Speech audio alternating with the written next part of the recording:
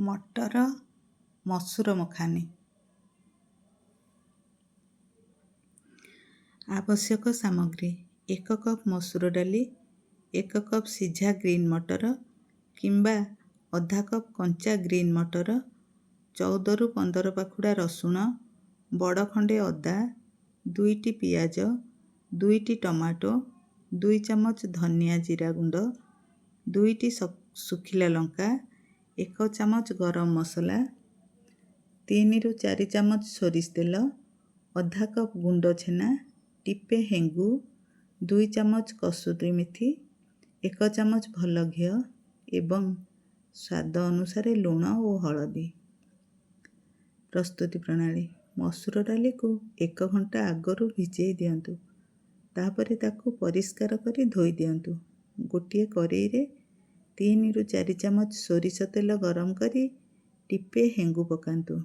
ତାପରେ ଜିରା, ଧନିଆ ଗୁଣ୍ଡ, ପିଆଜ, ରସୁଣ, ଅଦା, ଟମାଟୋ, ଲଙ୍କାର ବଟା ମସଲାକୁ କଡ଼େଇରେ ପକାଇ ଭଲ ଭାବରେ କଷି ଦିଅନ୍ତୁ।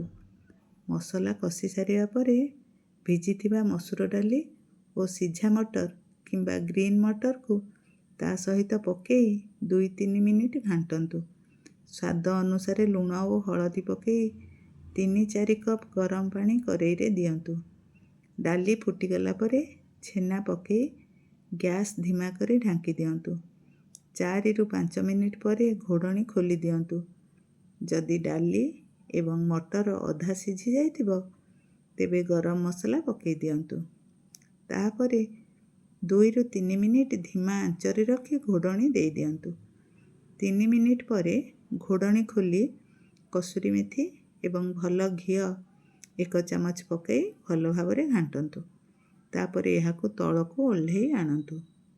ହୋଇଗଲା ଆପଣଙ୍କର ମଟର ମସୁର ମଖାନି। ଗରମ ଗରମ ପରିବେଷଣ କରନ୍ତୁ।